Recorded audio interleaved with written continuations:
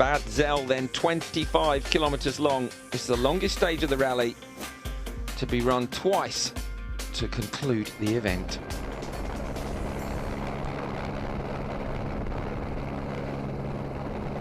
So this is it, the final run, special stage 17.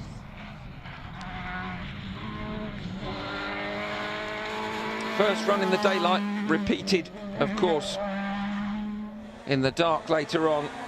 Aigner, 7th quickest, 6th overall, 49.6 ahead of Greisen. Difficult stage for the Austrian driver. Quite a lot of aquaplaning, sometimes it's quite tricky, but we have no 5th gear anymore, so something is wrong with the gearbox, I don't know. Beppo Harash in the Lancer Evo 9 R4. Well committed in tricky conditions. 13:27.8, second fastest overall, a superb performance. It was a good time. It was a really good time. I think we catched up now what we missed on the 2 stages before. And the opposite kind of run for Jaromir Tarabus in the Fabia S2000. 34 seconds slower than Harash. Technical problems and a bit of a lack of confidence in the car throughout the stage. Drops back to 5th, and he's now 24.8 behind the Mitsubishi of Harash. I have a bad feeling with the car. Maybe a lot of water for these tires, and maybe problem with the differential, I don't know, but one mistake in a sharp corner, and I think we lost a lot of time.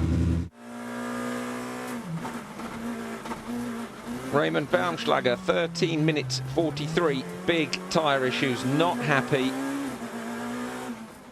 4th quickest, trying just to control his pace and stay on the road.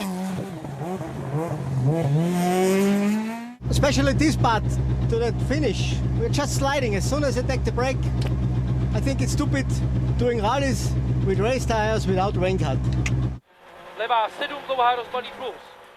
Vaclav Pesh in the Mini, 13 minutes 28.7. He's 0.9 of a second slower than Harash in the R4 car, showing what a great drive that was. But he can't afford to slow down too much. Kubica is just a few seconds behind.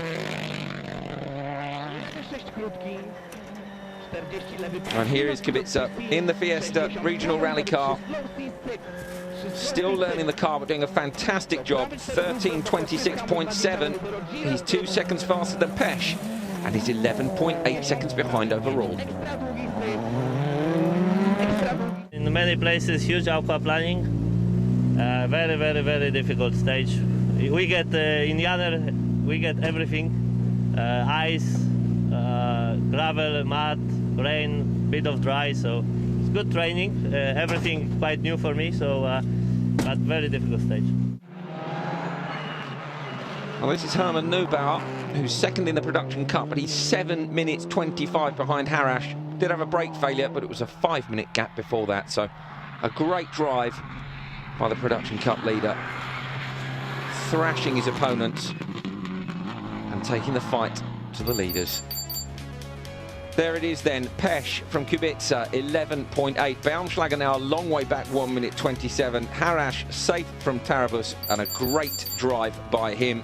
Said his aim for the weekend wasn't to win the Production Cup, it was to be quick amongst the Super 2000 cars, regional rally cars and everybody else. R5 spec. Great job by him. Final stage of the rally is coming up next. Decided the result last year. Don't go anywhere.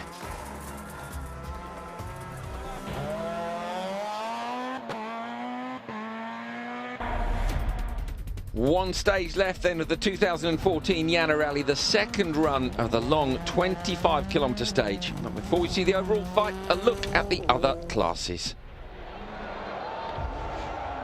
Two-wheel drive cup, Michael Bohm, winner overall, and not surprising with driving like this. Untidy but spectacular. Fastest on 9 stages. And very, very popular with the fans with style like that, rightly so. Josef Petak, Czech driver, in the Renault Clio R3, second in the two-wheel drive cup. Taking 2 stage wins. Hard work for the two-wheel drive crews, of course, in these slippery conditions. And Zoltan Bassinier, reigning European two-wheel drive champion, retired from leg one with a drive shaft failure, but managed to come back out for day two.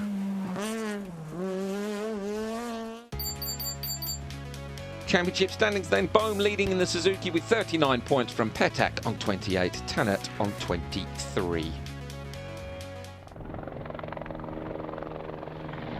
Production Car Cup, Beppo Harash in the Lancer Evo 9R4, outstanding as last year, wins the class by a huge margin, and in a minute we'll be able to see what his final result is overall. Hermann Neubauer, 7.5 minutes down prior to the last stage. Stoll Racing Run Subaru, second in the Production Car Cup.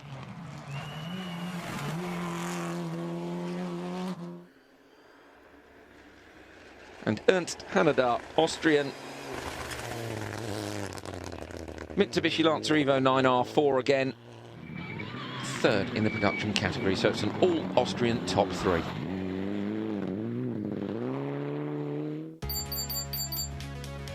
Standings then, Harash on 39 from Neubauer on 27 and Hanada on 25.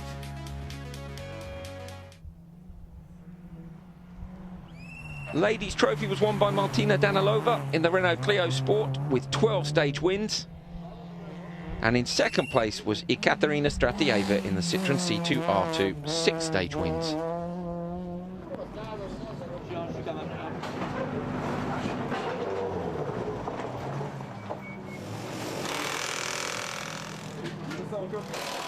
Final service saw a gearbox change for Eigner. Busy time for Stoll Racing running the car. Of course, he'd lost fifth gear. Flat out for the mechanics to get that job done. The mechanics taking studs out of tyres as well. 20 tyre limit. So with some winter tyres and some slicks, it's difficult to choose what you want to go for. And they decided to pull some of the studs out and therefore have a soft compound, sort of semi-wet tyre. A halfway house maybe would have chosen to use a wet tyre if they'd had them with them. But Kubica chooses studded tyres on the front and winter tyres without studs on the rear. But on the road section to the last stage, decides to put them on the car in a diagonal formation. So one of each, front left, rear right, and vice versa.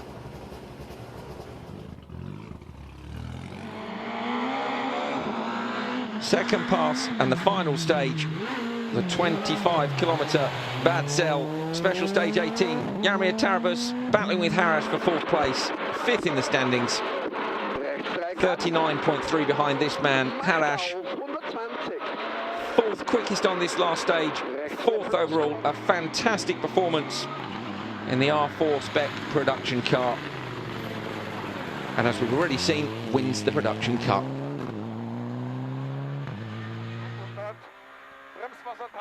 Raymond Baumschlager in the Fabia S2000, been struggling with the tyres, development tyres from Pirelli, very happy with them, but needs to adjust the balance of the car to suit. Second fastest time to finish his home event, third overall, pretty much where he'd been since stage 6. Vaclav Pesh on slicks for this last stage. Remember before it, he's 11.8 ahead of Kubica. Wet, dirty road, 14 minutes 7.7. Do you think you've done enough to win the rally, Jannerrallye? I don't know. It's enough. 2 minutes. So it all comes down to this man, Kubica. Pushing hard, loses the car here. Hits a pole and just knocks one of the pod lights off. Keeps pushing, but the light you can see facing back up into the cabin of the car, blinding the driver.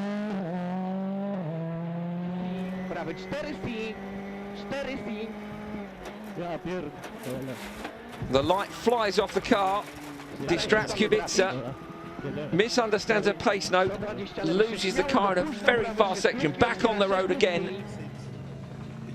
But despite it, he's 31.7 faster.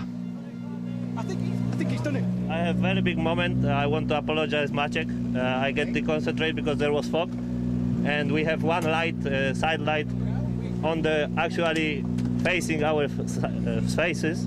So I tried to switch off the extra lights, but because there is new steering wheel, I couldn't find the button, and I missed completely the pace nose, and it was right fore, and I went massive too fast.